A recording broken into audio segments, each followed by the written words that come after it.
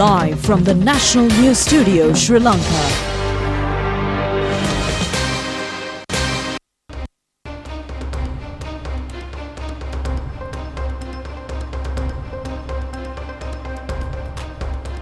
வணக்கம். பொறுப்புடன் உண்மையை தேடிச் செல்லும் தேசிய தொலைக்காட்சியின் இன்று இரவு நேர பிரதான செய்தி அறிக்கைகளை வழங்குவதற்காக தேசிய தொலைக்காட்சியின் செய்தி கலையகத்திலிருந்து இணைந்திருக்கும் நாம் ராதிகா வின்சனுடன் நான் சிவராஜா தக்கீஷன். முதலில் தலைப்புச் செய்திகள். இலங்கையுடன் சிறந்த பங்காளித்துவத்துடன் முன்னோக்கி செல்ல தயார் என்று ஈரான் ஜனாதிபதி உறுதி. உமாஓயா பல்நோக்கு அபிவிருத்தி திட்டம் இலங்கை ஈரான் ஜனாதிபதிகளினால் திறந்து வைப்பு. விசாரணை நிறைவடையும் வரையில் மைத்திரிபால சிறிசேனவின் கட்சி தலைமைத்துவத்தை இடைநிறுத்த இடைக்கால தடை உத்தரவு பிறப்பிப்பு. கடந்த மார்ச் மாத பணவீக்கம் 2.5% வரையில் வீழ்ச்சியடைந்ததாக அரசாங்கம் தெரிவிப்பு.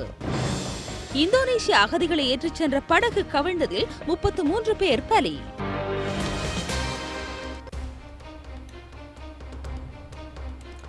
அவை தலைப்புச் செய்திகள். இனி விரிவான செய்திகள். உமாஓய பல்நோக்கு அபிவிருத்தி வேலை திட்டத்தினை மக்கள் பாவனைக்கு கையளிப்பதற்கு ஈரான் ஜனாதிபதி கலாநிதி இப்ராஹிம் ரைசி இன்று இலங்கைக்கு விஜயம் செய்தார். ஈரான் ஜனாதிபதி கலாநிதி இப்ராஹிம் ரைசி ஜனாதிபதி ரணில் விக்ரமசிங்கவின் விசேட அழைப்பின் பேரில் வருகை தந்திருந்தார். அவர் உள்ளிட்ட தூதுக்குழுவினர் பிரதமர் தினேஷ் குணவர்தன மற்றும் அமைச்சர்களினால் வரவேற்கப்பட்டனர். அதனைத் தொடர்ந்து இப்ராஹிம் ரைசி விமான நிலையத்தில் குறிப்பு புத்தகத்தில் குறிப்பு ஒன்றினை இட்டார். 2008ஆம் ஆண்டில் இலங்கைக்கு வருகை தந்த ஈரானின் அப்போதைய ஜனாதிபதி மஹமூத் அஹமத் நெஜாத் அவர்களின் வருகையின் பின்னர் அந்நாட்டு ஜனாதிபதி ஒருவர் இலங்கைக்கு விஜயம் செய்த முதலாவது சந்தர்ப்பம் இதுவாகும் என்பது குறிப்பிடத்தக்கதாகும்.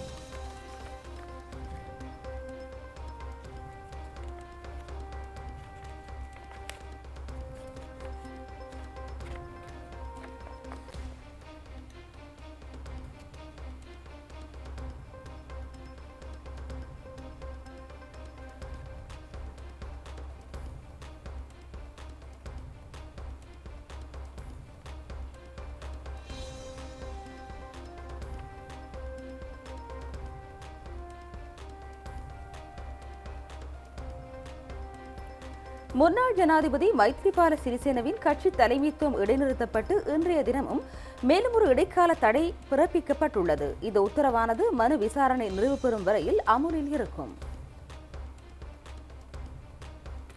ஸ்ரீலங்கா சுதந்திர கட்சியின் நிறைவேற்றுக்குழு உறுப்பினர் மொன்னுகு சரத் சந்திரவால் இந்த மனு நீதிமன்றத்தில் முன்வைக்கப்பட்டது. முன்னாள் ஜனாதிபதி மைத்திரிபால சிறிசேன கட்சி யாப்பின் 12(1) இலக்க சரத்தை மீறியுள்ளதாக மனுதாரர் நீதிமன்றத்தில் தெரிவித்தார். ஜனாதிபதியாக கடமையாற்றிய நபரொருவருக்கு கட்சி யாப்பிற்கு அமைய ஆலோசகர் பதவியே வழங்கப்பட வேண்டும் என்று கட்சி யாப்பின் இலக்கம் 12(1) சரத்து குறிப்பிடுகின்றது. இது தொடர்பில் கருத்தில் கொண்ட கொழும்பு பிரதான மாவட்ட நீதிபதி வழக்கு விசாரணை நிறைவு பெறும் வரை நிரந்தர இடைக்கால தடையை விதித்தார். பாராளுமன்ற உறுப்பினர்கள் சிலரை ஸ்ரீலங்கா சுதந்திர கட்சியின் பதவிகளிலிருந்து விலக்குவதை தடுக்கும் வகையில் வழங்கப்பட்டுள்ள தடை உத்தரவையும் மே மாதம் 8ஆம் தேதி வரை நீடிக்குமாறு கொழும்பு மாவட்ட நீதிமன்றம் இன்று உத்தரவிட்டுள்ளது. தற்போது மறுசீரமைக்கப்பட்டு வருகின்ற வடக்கு ரயில் பாதையின் மாக தொடக்கம் அனுராதபுரம் வரையிலான பகுதியினை நேற்றைய தினம் அமைச்சர் கலாநிதி பந்துல குணவர்தன பார்வையிட்டார். புனரமைக்கப்பட்டு வருகின்ற மாஹோ மற்றும் கல்கமுவ ரயில் நிலையம் மற்றும் கல்கமுவ காசிக்கோட்டே கட்டதியுல பிரதேசத்தில் அமைக்கப்பட்டு வருகின்ற வன ஜீவராசிகள் பாதுகாப்பு சுரங்க பாதையும் அமைச்சரினால் பார்வையிடப்பட்டது. மேலும் அனுராதபுரம் ரயில் நிலைய வளாகத்தில் தற்போது பயன்படுத்தாத நிலையில் காணப்படும் சில கட்டடங்களை அனுராதபுரத்திற்கு வருகை தருகின்ற பக்தர்களுக்கு உணவு பானங்கள் வழங்குவதற்கும் தமது சுகாதார தேவைகளை நிறைவேற்றிக் கொள்வதற்கும் ஏற்ற வகையிலே வேலை திட்டம் ஒன்றை முன்னெடுக்குமாறு அமைச்சர் இதன்போது அதிகாரிகளுக்கு ஆலோசனை வழங்கினார். அமைச்சர் கலாநிதி பந்துல குணவர்தன கருத்து தெரிவிக்கையில் வடக்கு ரயில் சேவையின் மாஹோ தொடக்கம் அனுராதபுரம் வரையிலான ரயில் பாதை புனர் நிர்மாணம் செய்யப்பட்டு வருகின்றன. குறித்த பாதையுடன் ரயில் சேவைகள் தற்காலிகமாக இடைநிறுத்தப்பட்டுள்ளன. இந்த வேலை திட்டத்தினை கடந்த பொசன் போயா தினத்திற்கு முன்னர் நிறைவு செய்ய எதிர்பார்த்திருந்தோம். ஆனால் துரதிர்ஷ்டவசமாக நமது வேலை திட்டத்தின் சில பகுதிகள் நிறைவு பெறவில்லை. எவ்வாறாயினும் இந்த வேலை திட்டத்தினை துரித கதையில் நிறைவு செய்ய நாம் நடவடிக்கை மேற்கொண்டு வருகிறோம் என்று தெரிவித்தார். கல்வியை அரசியல் கால்பந்தாக மாற்றிக்கொள்ளும் பட்சத்தில் நாடு தோல்வியை சந்திக்க நேரிடும் என்று ஜனாதிபதி ரணில் விக்ரமசிங்க தெரிவித்துள்ளார்.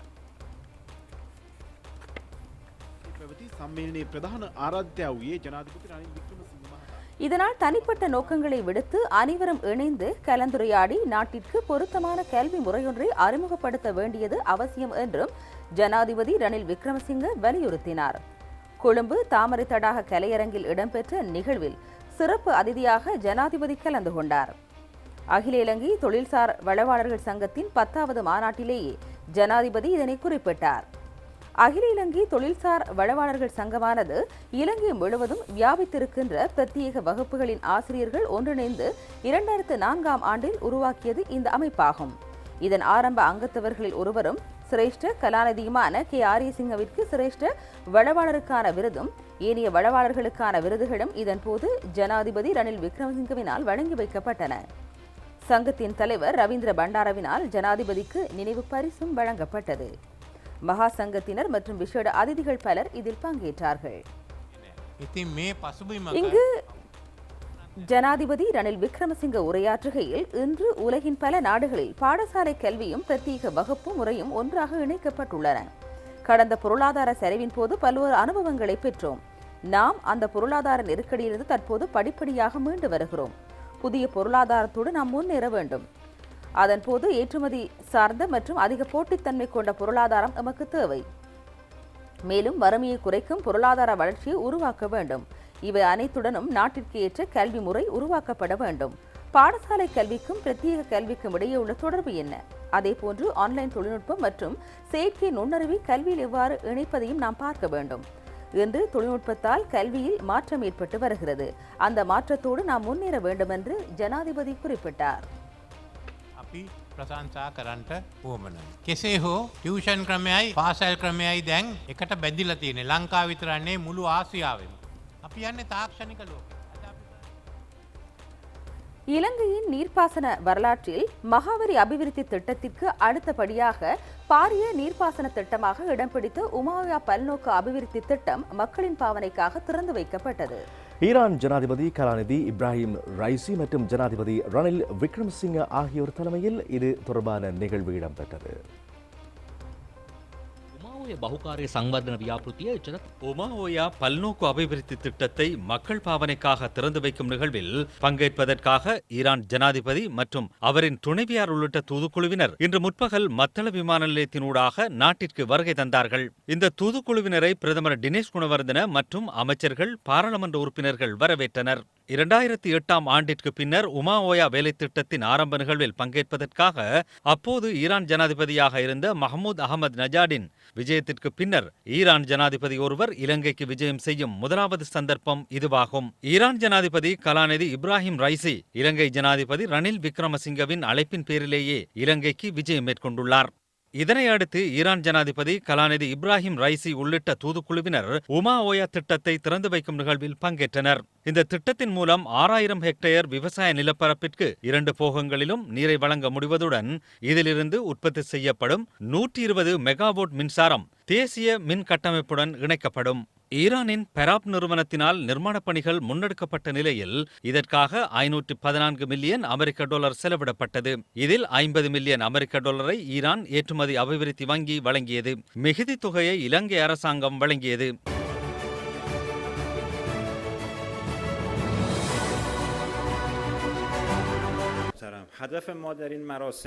ஈரான் வலுசக்தி அமைச்சர் அல் அக்பர் மெஹ்ராமின் உரையாற்றுகையில் இவ்வாறான நிர்மாணப் பணிகள் தொடர்பில் ஈரான் உலகின் முன்னணி நாடாக கூற முடியும். ஈரானின் தொழில்நுட்ப மற்றும் பொறியியல் அறிவை கொண்டு உலகின் 20 நாடுகளில் நாம் இவ்வாறான 50 வேலை திட்டங்களை நிர்மாணித்துள்ளோம். இந்த வேலை திட்டத்தின் ஊடாக இருதரப்பு உறவை மேம்படுத்திக் கொள்ள வாய்ப்பு கிட்டியது.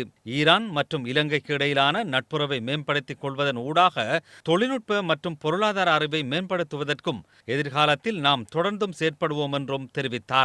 එම ව්‍යාපෘතිය යථාර්ථයක් කරන්න අවසාන මොහොතේ තිබුණත් ராஜாங்க அமைச்சர் சசீந்திர ராஜபக்ச உரையாற்றுகையில் இந்த திட்டத்தை யதார்த்தமாக்குவதற்கு எமக்கு பொறுப்பு வழங்கிய மற்றும் அதற்கு பாரிய பங்களிப்பையும் ஆற்றிய ஜனாதிபதி ரணில் விக்ரமசிங்க உட்பட ஏனைய அமைச்சர்கள், அரசு அதிகாரிகள், பொறியியலாளர்கள் உட்பட அனைவருக்கும் நன்றி தெரிவித்துக் கொள்கின்றேன். மொன்ராகலை மற்றும் பதுளை மாவட்ட மக்கள் நீரின்றி மிகவும் சிரமப்பட்டனர். நீர் பற்றாக்குறை குறித்து விவசாய அமைப்புகள் தொடர்ந்தும் முறையிட்டு வந்தன. இந்த திட்டம் வெற்றியடைய கால அவகாசம் தேவைப்பட்டாலும் இந்த திட்டம் வெற்றியடைய உறுதுணையாக இருந்த அனைவருக்கும் நன்றி தெரிவித்துக் கொள்கின்றேன் என்று தெரிவித்தார். ජනාධිපති මහින්ද රාජපක්ෂ මැතිතුමාවත් ඉතාමත් ගෞරවයෙන් මේ අවස්ථාවේදී සිහිපත් කළ යුතුයි. அமைச்சர் பவித்ரா வன்னியாராச்சி உரையாற்றுகையில் ஊவா மாகாணத்திற்கும் ஹம்பாந்தோட்டை மாவட்டத்திற்கும் இன்றைய தினம் மிகவும் விசேடமான நாள் என்றே கூற வேண்டும். 1500 ஹெக்டேர் புதிய விவசாய நிலங்களில் விளைச்சல் மேற்கொள்ளக்கூடிய இந்த நிலத்தில் இன்று ஒரு புதிய நாளாக இதனை பார்க்கின்றேன். தற்போதுள்ள 4500 ஹெக்டேர் விவசாய நிலங்களில் சிறுபோக மற்றும் பெரும்போகங்களிலும் விவசாயம் மேற்கொள்ள முடியும். பண்டாரவளை மற்றும் வெள்ளவாய மக்களின் குடிநீர் பிரச்சினைக்கு முற்றுப்புள்ளி வைக்கவும் நடவடிக்கை மேற்கொள்ளப்பட்டுள்ளது என்று தெரிவித்தார். ජලය වෙන් කරන දිනය අදයි. එපමණක් නොව මෙගවට් 120ක අමතර විදුලි ධාරිතාවයක් මුළු රටටම උරුම කරන දිනය අදයි. ஈரான் ஜனாதிபதி கலாநிதி இப்ராஹிம் ரைசி உரையாற்றுகையில் இந்த திட்டம் ஈரானுக்கும் இலங்கைக்கும் இடையிலான நட்புறவின் சின்னம் என்றே கூற வேண்டும். இந்த அற்புதமான பல்நோக்கு அபிவிருத்தி திட்டம் இன்று உத்தியோகபூர்வமாக திறக்கப்பட்டுள்ளது. எமது இரு நாடுகளுக்கும் ஆசிய பிராந்திய நாடுகளுக்கும் இடையே அதிகபட்ச ஒத்துழைப்பு, ஒருங்கிணைப்பு, நல்லிணக்கம் மற்றும் ஒற்றுமை என்பவற்றை உறுதி செய்வதே இங்கு முக்கிய விடயம் என்று நான் நம்புகின்றேன். ஈரான் இஸ்லாமிய குடியரசிடம் உள்ள நவீன தொழில்நுட்ப அறிவை இலங்கையுடன் பகிர்ந்து கொள்ள நாம் தயாராக உள்ளோம். இலங்கையின் முன்னேற்ற மற்றும் அபிவிருத்திக்காக கடந்த 45 வருடங்களில் ஈரான் பெற்ற அனுபவத்தை பகிர்ந்து கொள்ள தயாராக உள்ளோம். இலங்கையுடன் சிறந்த பங்காளித்துவத்துடன் முன்னோக்கி செல்ல ஈரான் தயாராக இருப்பதாக நான் உறுதியளிக்கின்றேன் என்றும் தெரிவித்தார். ගිරවා පත්තුවෙන් මෙහා මාගම් පත්තුවේ තියෙන නියඟය වියලි කලාපේ එයා විතරයි දන්න. එහෙනම් අද මොකක්ද අපි කරේ?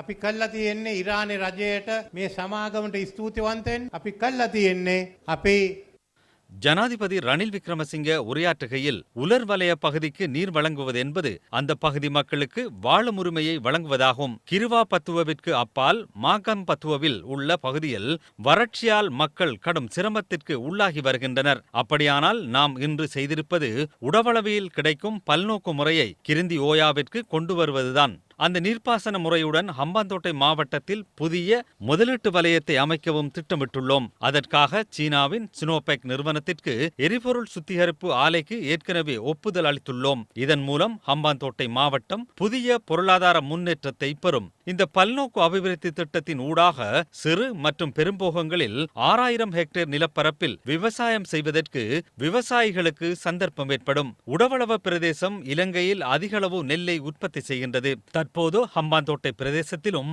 அதே செயற்பாடுகளை முன்னெடுக்க முடியும் என எதிர்பார்க்கின்றோம் என்று ஜனாதிபதி தெரிவித்தார். කිසිම ප්‍රශ්නයක් නැතුව ඒ වැඩ කටයුතු ගෙනියන්න පුළුවන්. ඉතින් මෙතනින් එකක් දන්න. දියුණු වෙන රටවල් හැටියට ඉරානයේ යපයි දකුණු ලෝකයේ කොටසක් හැටියට එකතු වෙලා මේ වැඩ කටයුත්ත කරේ. එන අපිට පෙන්නලා තියෙනවා අපිට ශක්තිය තියෙනවා ඉදිරියට යන්න කියලා.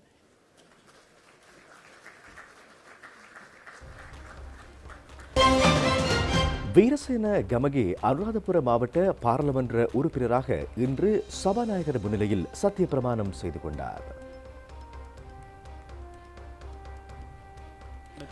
அண்மையில் காலமாகிய நந்தசேனவின் பாராளுமன்ற உறுப்பினர் வெற்றிடத்தினை நிரப்புகின்ற வகையில் இவர் நியமிக்கப்பட்டுள்ளார். ஸ்ரீலங்கா பொதுஜன பெரமுன கட்சி சார்பில் கடந்த தேர்தலில் போட்டியிட்ட வீரசேன கமகே விருப்பு வாக்கு பட்டியலுக்கு அமைய வெற்றிடமாகிய பாராளுமன்ற உறுப்பினர் பதவிக்கான தகுதியினை பெற்றிருக்கிறார்.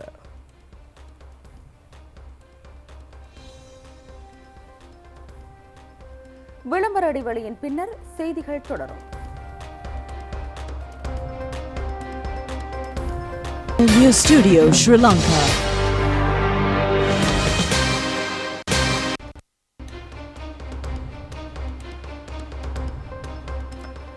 செய்திகள் தொடர்கின்றன.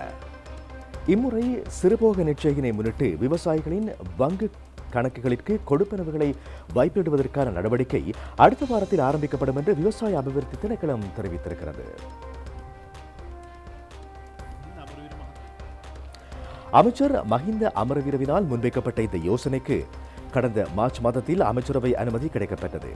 அதற்கமைய ஒரு ஹெக்டேருக்கு 15,000 ரூபாய் வீதம் வழங்கப்பட உள்ளது.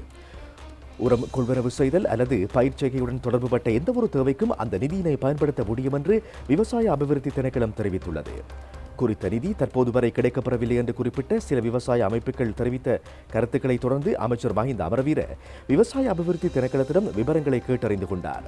விவசாயிகள் தொடர்பான சரியான தகவல்கள் தற்போது சேகரிக்கப்பட்டு வருவதாக தெரிவித்த குறித்த திணைக்களம் அந்த நடவடிக்கை இந்த வாரத்திற்குள் நிறைவு பெறும் என்று அமைச்சருக்கு அறிவித்தது. இந்த திட்டத்திற்கு அரசாங்கம் 7.5 பில்லியன் ரூபாவினை ஒதுக்கியிருக்கிறது. அரசியல் மேடைகளில் தெரிவிக்கப்பட்ட கருத்துக்கள் அடுத்து. ஐக்கிய மக்கள் சக்தியானது நாட்டின் பொருளாதாரம் தொடர்பில் விவாதிப்பதற்கு தேசிய மக்கள் சக்திக்கு அழைப்பு விடுத்தது. அதனைத் தொடர்ந்து தேசிய மக்கள் சக்தியானது தமக்கு வசதியான சில தினங்களை குறிப்பிட்டு விவாதத்தில் கலந்து கொள்ளுமாறு நமக்கு அழைப்பு விடுத்துள்ளது. அந்த வகையில் விவாதத்திற்கான தினத்தை தீர்மானிக்கும் போது இரு தரப்பினரதும் வசதி தொடர்பில் கருத்தில் கொள்ள வேண்டும் என்ற விடயத்தை நாம் அவர்களுக்கு அறிவித்துள்ளோம் என்று தெரிவிக்கப்பட்டது. மக்கள் விடுதலை முன்னணியின் பிரதான செயலாளர் டில்வின் சில்வா கருத்து தெரிவிக்கையில், இந்த விவாதத்தில் கலந்து கொள்வதற்கு எதிர்க்கட்சித் தலைவர் சஜித் பிரேமதாச முன்வர மாட்டார் என்பதை நாம் அறிவோம். நாம் விவாதத்திற்கு 4 தினங்களை பரிந்துரைத்துள்ளோம். அந்த தினங்களில் அவருக்கு நேரம் ஒதுக்க முடியாத பட்சத்தில் அவருக்கு வசதியான தினம் ஒன்றினை தீர்மானிக்கவும் முடியும் என்று தெரிவித்தார். දින 4ක් ඉවල තියෙන විවාදයකට මම ලෑස්ති වුණු විවාදයකට දැන් ළමයින්ට දින අදාළකම මොකක්ද ඒකත් එක්ක. අපි කියන්නේ රටට නැත්නම් අපිටනේ. ඒ නිසා මේ ළමා ගති තියෙන ළමයින්ට කියලා ප්‍රශ්න කියන නායකයෙක් ඒක තමයි අපිට විවාද කරන්න වෙලාදී මම හිතන්නේ නිසා අය එන්නේ නැහැ ඕකට. වැඩ කරන ජනතාවනේ පෙනී හිටපු දේශපාලන பாராளுமன்ற உறுப்பினர் நாமல் ராஜபக்ஷ கருத்து தெரிவிக்கையில், எமது ஸ்ரீலங்கா பொதுஜன பெரமுன கட்சியானது நாட்டிற்கு சேவை புரிவதை முதன்மை நோக்கமாக கொண்ட கட்சியாகும். மேலும் நாம் மே தினத்தை வெகு விமர்சையாக கொண்டாட உள்ளோம் என்று தெரிவித்தார். වෙනුවෙන් වැඩ කරන පන්ති වෙනුවෙන් පෙනී සිටින දේශපාලන පක්ෂයක් ඉතින් මෙවර මැයි දිනයත් අපි කැම්බල් පිටියේ තාමත් සාර්ථකව පවත්වන්න කටයුතු කරනවා. මම හිතන්නේ අපි දැනට තියෙන තොරතුරු අනුව රට පුරාම අපි பாராளுமன்ற உறுப்பினர் எஸ்.எம். சந்திரசேன கருத்து தெரிவிக்கையில், இடம்பெறவுள்ள மேதின கூட்டத்தில் எமது கட்சி சார்பில் பெருமளவானோர் கலந்து கொள்வார்கள் என்று எதிர்பார்க்கிறோம். எமது அனுராதபுர மாவட்டத்திலிருந்து சுமார் 3000 பேர் வரை கலந்து கொள்வார்கள் என்று நம்புகிறோம் என்று குறிப்பிட்டார். ஜனாதிபதி தொழிற்சங்கத்தின் பணிப்பாளர் நாயகம் சமன் ரத்னப்பிரிய கருத்து தெரிவிக்கையில், இம்முறை மேதின கூட்டத்தை ஐக்கிய தேசிய கட்சி வெகு விமர்சையாக கொண்டாட உள்ளது. அதில் சுமார் 1 லட்சம் பேர் கலந்து கொள்வார்கள் என்று நம்புகின்றோம். மேலும் தற்போதைய அரசாங்கம் மக்களின் நலனை கருத்தில் கொண்டு பல்வேறு ஆக்கப்பூர்வமான செயற்பாடுகளை முன்னெடுத்து வருகிறது என்று குறிப்பிட்டார். வடமாகாணத்தில் கால்நடைகள் திருடப்படுவதனை தடுக்கின்ற வகையிலே அனைத்து கால்நடைகளையும் பதிவு செய்யும் நடவடிக்கையினை கட்டாயமாக்குமாறு வடமாகாண ஆளுநர் PSM சார்ல்ஸ் அதிகாரிகளுக்கு ஆலோசனை வழங்கியிருக்கிறார். கால்நடைகள் திருடப்பட்டு இறைச்சிக்காக விற்பனை செய்யப்படுகின்றமை தொடர்பில் தொடர்ச்சியாக முறைப்பாடுகள் பதிவாகின்றமையை கருத்தில் கொண்டு ஆளுநர் இந்த ஆலோசனையை வழங்கியிருக்கிறார். கால்நடைகளின் காதுகளில் அடையாள வில்லைகளை பொருத்திக் கொள்வதை கால்நடை உரிமையாளர்களுக்கு கட்டாயமாக்குமாறு ஆளுநர் PSM சார்ல்ஸ் ஆலோசனை வழங்கியிருக்கிறார்.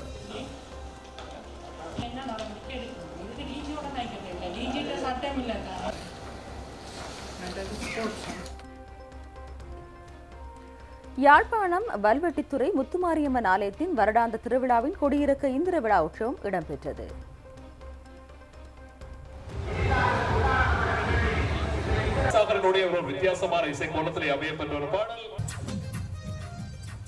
இதன்போது முத்துமாரியம்மன், விநாயகர், முருகன் ஆகிய தெய்வங்கள் வீதியூரா வர வீதிகள் வர்ண விளக்குகளால் அலங்கரிக்கப்பட்டிருந்ததோடு கலை நிகழ்ச்சிகளும் இடம்பெற்றன. இதேவேளை இந்த விழாவின் போது அதிக அளவான பக்தர்கள் கலந்து கொண்டிருந்தமையும் குறிப்பிடத்தக்கது.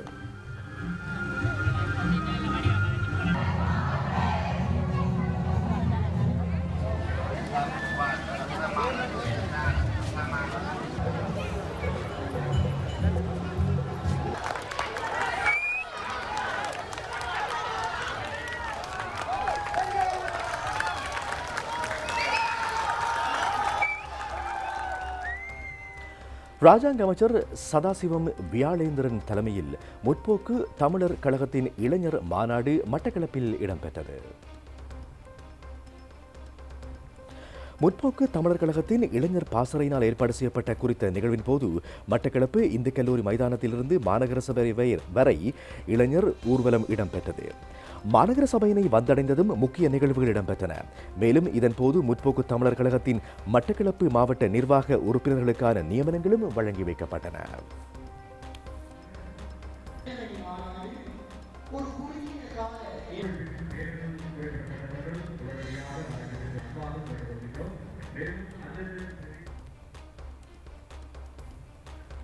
யுக்திய வேலை திட்டத்தின் கீழ் போதையற்ற நாடு சௌபாக்கியமான தேசம் எனும் துணிப்பொருளின் கீழ் போதைப்பொருள் தடுப்பு தொடர்பான துண்டு பிரசுரங்கள் மட்டக்களப்பு மாவட்டத்தில் வழங்கி வைக்கப்பட்டன.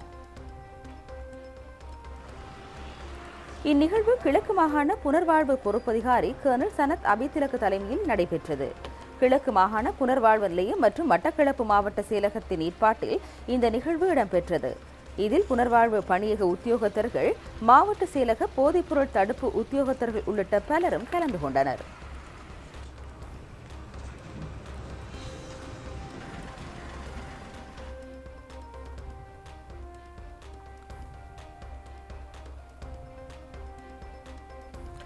கல்முனை அல் ஃபஹ்ரியா மகாவித்தியாலயத்தின் பழைய மாணவர் அமைப்பின் ஏற்பாட்டில் ஃபஹ்ரியன் பிரீமியர் லீக் 2024 கிரிக்கெட் இறுதிச் சுற்றுப் போட்டி நேற்று பாடசாலை அதிபர் ஃபைசல் தலைமையில் பாடசாலை திறந்தவெளி மைதானத்தில் சிறப்பாக இடம்பெற்றது.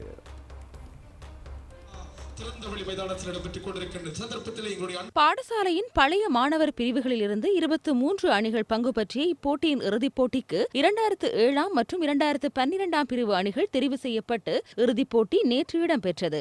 இப்போட்டியில் 2012 பஹ்ரியன் எக்ஸ்பிரஸ் அணி சாம்பியனாக தெரிவு செய்யப்பட்டது. இப்போட்டியில் வெற்றியீட்டிய அணிகளுக்கு கேடயங்கள் வழங்கப்பட்டன.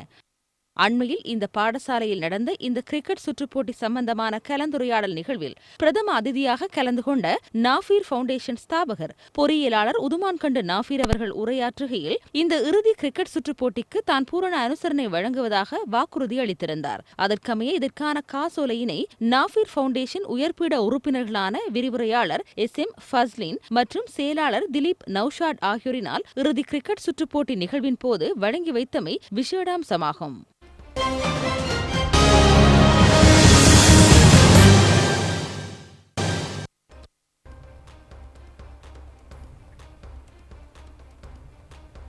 தொடர்வன விளையாட்டுச் செய்திகள். T20 மகளிர் உலகக்கிண்ண கிரிக்கெட் போட்டிக்கான தகுதிகாண் சுற்றில் தாம் பங்கேற்ற இரண்டாவது பயிற்சி போட்டியிலும் இலங்கை அணி வெற்றி பெற்றது. வனவாட்டு அணியோடு இடம்பெற்ற போட்டியில் இலங்கை அணி 9 விக்கெட்டுகளால் வெற்றி பெற்றது. அபுதாபியில் இடம்பெற்ற இந்த போட்டியில் முதலில் துடுப்பெடுத்து ஆடிய வனவாட்டு அணி 17 ஓவர்களில் சகல விக்கெட்டுகளையும் இழந்து 58 ஓட்டங்களை மாத்திரமே பெற்றது. பந்துவீச்சில் சசினி கிம்ஹானி 3 விக்கெட்டுகளை கைப்பற்றினார்.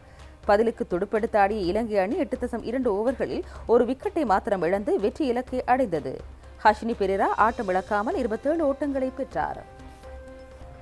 இத்துடன் தேசிய தொலைக்காட்சியின் இன்றைய இரவு நேர பிரதான செய்தி அறிக்கை நிறைவுக்கு வருகிறது. எமது அடுத்த பிரதான செய்தி அறிக்கையினை நாளை இரவு 7 மணிக்கு எதிர்பாருங்கள். எமது பிரதான செய்திகளை நேத்ரா டிவி யூடியூப் வலைத்தளத்தினூடாகவும் நீங்கள் பார்வையிடலாம். வணக்கம்.